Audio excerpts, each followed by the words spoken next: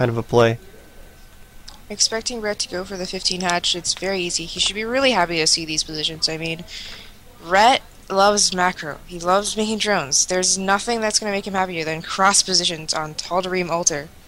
The middle is great and open for, you know, Roach, Hydra, Aggression, or just anything Zerg has because it's so difficult to force field properly in this giant middle open area. On the other hand, the bases are not bad for San to kind of macro up a little bit, turtle up with tier 2.5 units, get a bunch of Colossus up, and then move out with, you know, a Death Ball, because we definitely have seen San do that. Uh-oh. Oh dear. There's a Forge out, and there's a pylon on the low ground. This is the danger of what San did in the first 2 games. He said, I'm going to expand no matter what. And now this means that he has the opportunity to try and catch Rhett off guard with a play like this. If he does a good job of not overcommitting to this, not making 5 million cannons. The smartest thing is he brought 2 probes. So Rhett's like, oh, I see the scouting probe. It's just hanging out at my natural. But there's another probe! Oh no, the one on the low ground is just about to finish. There's 2 Zerglings on the way, just now getting started. A whole bunch of drones are now running like chickens with their heads cut off, trying to get over there as fast as possible. But the one on the low ground just finished. He's got vision up to the high ground. Doesn't look like he can quite reach those drones on the front cannons. He section with an Overlord. But he could supply block him. He does kill the Overlord, but it did give these drones time to do a little bit of damage to these cannons. Problem is the other ones are definitely going to finish as well. There's the 2 probes here helping out with the damage. Now, so and this hatchery's done, so when these cannons finish, yeah, that's going to be an issue because only 1 Spine Crawler is not going to be enough there against the 2 cannons. And Rhett's going to have to start looking at a hatchery somewhere else. He doesn't have a Roach Warren just yet to be able to break those cannons. He's making an intelligent decision here, sending some Zerglings across the map, seeing if he can catch San off guard. But he just effortlessly closes his wall, drops a cannon. He's going to be fine. And this is great play by San because he went so risky on the hardcore expansions in the last game. He just caught Rhett completely off guard here with this cannon play. I mean, I guess he really does not want to play, you know, a famous macro Zerg on a huge macro map for Zerg. That was such a brilliant decision. Like, literally, if he had only brought 1 probe, this would not have happened. But he brought the 2. The best thing was he just walked around with the other one, like, oh, you know, I'm pretending to scout you and just keep my probe alive so I can keep scouting. And then, you know, his other probe was like, I'm going to be sneaky and kill you now. Yeah, so there is a drone over here at the 6 o'clock base, so he will be able to start another hatchery. And this is the major downfall of these kinds of strategies. Let me say this right now to people watching. If you're Protoss and you see Combat X or you see San do this sort of a cannon play, and you're like, you want to try this? The number 1 most important thing as a follow-up to this sort of a cannon rush is scout the entire freaking map for hatcheries. Because you're in such a huge advantageous position right now with San. And if you let them get away with a base somewhere else, you don't scout it and it gets saturated, you just let them back into the game for nothing. Speaking of, there's a hatchery at the 6. Yeah, but so San's be ahead because he's getting his expansion down faster. He's just taking this advantage. He knows he couldn't really kill him. He had no units to take out the main. So he's going to just push for a huge advantage and get a second base up. Yeah, and this is the part in the game right now where, like, if you try this at home, scout the map. Like, right now, look for the hatcheries. If you find the hatchery, you can build a single pylon, a single cannon, when he doesn't have vision of his own hatchery, and force him to cancel it. And you can just keep doing that over and over again. I was watching... I think it was Rhett versus TT1 actually on streams the other day, and TT1 did that to him where he just kept building a single pylon and a single cannon every time he tried to make a hatchery somewhere else, and it just completely shut him down. He had no options in the game, and it's not a very big investment to do that. It's a good way of protecting your lead after a good cannon rush like that. But San, he's just going to take his expansion, take the macro advantage. If you look at the worker count, you can see it's 30 to 19. So it is a pretty significant macro advantage. And now Ret is going for a Nidus network.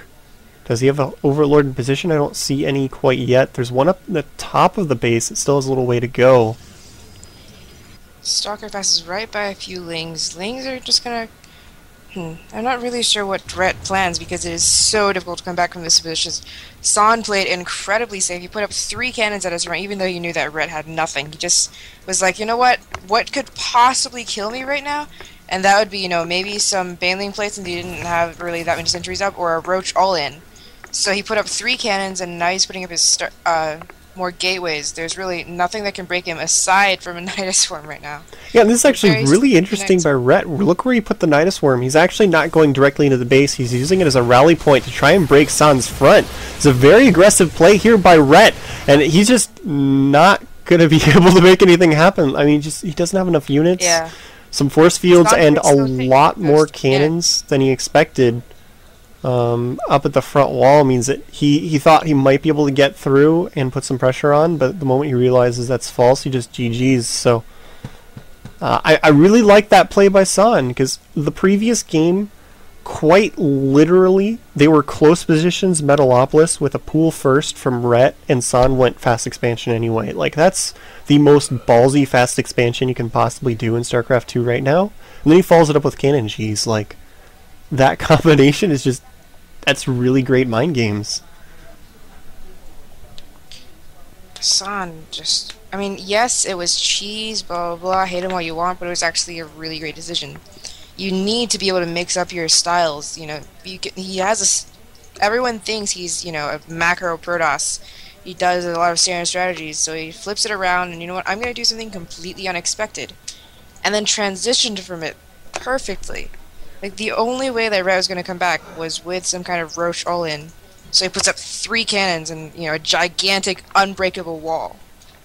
Yeah, it was just really solid play there by San. Really well done. And Ret just couldn't manage to stay aggressive enough.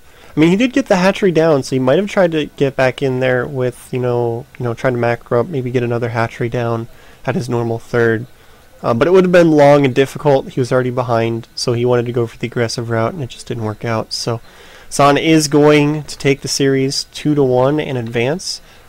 Give us a moment while we get everything set up. Our next game is going to be White Raw versus Rev Time. We are going to take a quick 3-minute break while we get everything set up. So if you do need a minute to get something to drink, you need to get up, stretch before we get started on our next match, now is the perfect opportunity. We'll be back in just a few minutes with White Raw versus Rev Time. Thanks everybody for tuning in.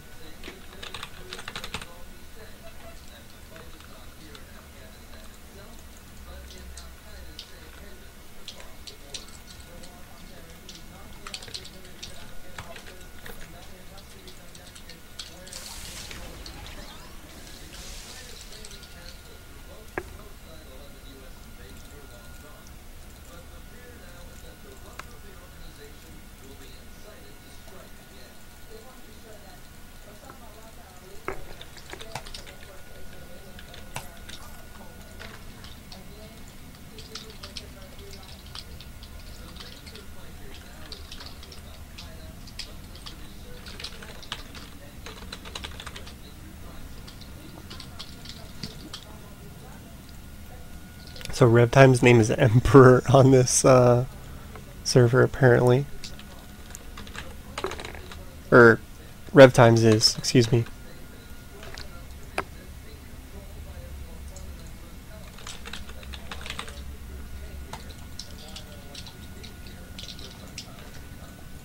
Oh, I forgot to mention, people are wondering why it's called the Gigabyte Stars War Killer Tournament, and that is because of their newest series of motherboards, the Killer series, which includes the Assassin, the Guerrilla, and the Sniper. All made specifically for gaming. They look super cool. I mean, I was messing around with an Assassin to review a month ago or two, and it is beautiful. It's green and black, and it is made for gamers because, like, the North Bridge is actually shaped like an ammo clip. And I think there's Really? a gun barrel in it too. Yeah, the North Bridge is shaped like an ammo clip. There's even a bullet in it. It's super cool. Check out those motherboards. I think they're mostly socket 1366 for i7s. So, could Awesome. you rename the Gorilla motherboard to the Jinro motherboard? Um, No, guerrilla like guerrilla warfare, not. yeah, Gorilla Terran. Uh, It was actually Gorilla as in Guerrilla Warfare when people first called him the Gorilla Terran. And then everybody well, changed it to the it's, animal as a joke. no, the original post by Rhett said, so impressive, gorilla man, so impressive, gorilla with an O. That was what spawned the meme, Rhett's post about what Jinro said in his sleep talking. And he said the animal. Oh man. That's why he's the gorilla Terran with an O. But it's funny. I want to call it the Jinro motherboard. But I like the series. Anyway, it's the Killer Series G1 from Gigabyte, specifically for gaming. It looks so cool. Like, I was playing around with one, and it's gorgeous, and it works great, too. I mean, of course it works great. It's Gigabyte. hmm So they are our sponsors.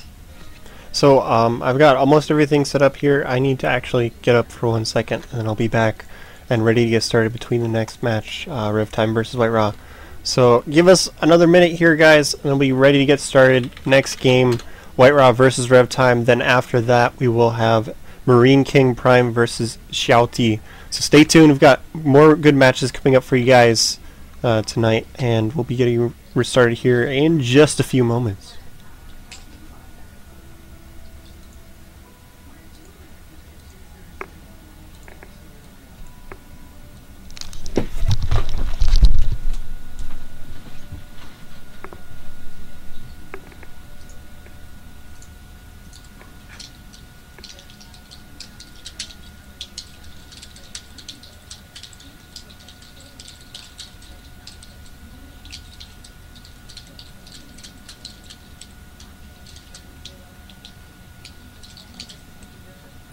There's noodles on the stove.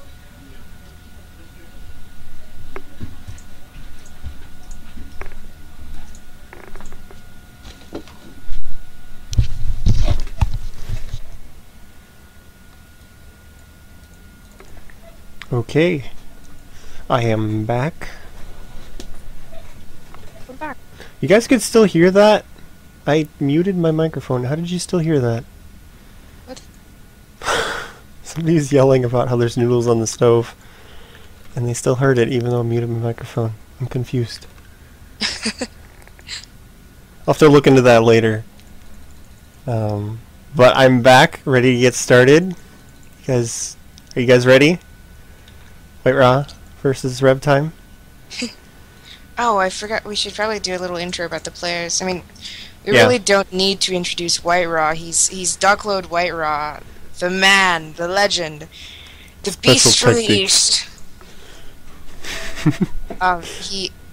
He almost won DreamHack. He had a 2-0 lead on OGS MC at the finals of DreamHack, but unfortunately MC went, Kratos mode and took it back 3-2. But he played so amazingly. He hasn't played that much PvZ lately, publicly, but he's been smashing through Terran and Protoss left and right. Yeah, it'll be interesting to see against the Zerg player, because like you said, he hasn't played many Zergs in like high-profile matches recently. And his opponent, Rev Time, is really good Zerg player. Not quite as well known, but he's done really well. I've seen him in a couple matches recently, and he's impressed me both times. He had to get through the massive Chinese qualifier bracket, which is, oh my god, that thing was huge.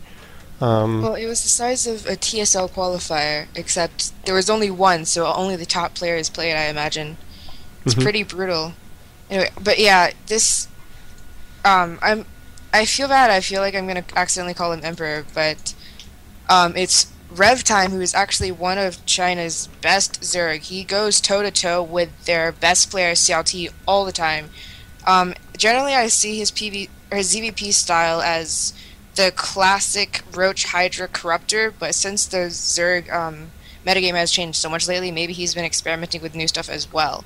So I'm really excited to see what he's going to do against White Raw, but generally his play is pretty standard. He's not like super macro heavy, he's not, Slayer's min, but he does get pretty good timings and has pretty good game sense in all the matches I have seen him play.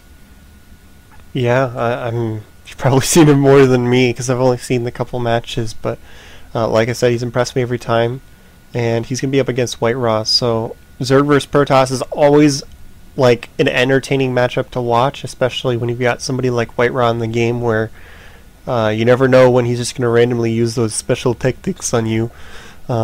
He's a really good, solid macro player. He's become a little bit famous for just the 5 gate, which he just throws out randomly. Haven't seen it in a long time, but it's that sort of a mentality of I'm going to play really solid macro games and just throw a random cheese at you when you're not expecting it. That makes him such a strong player.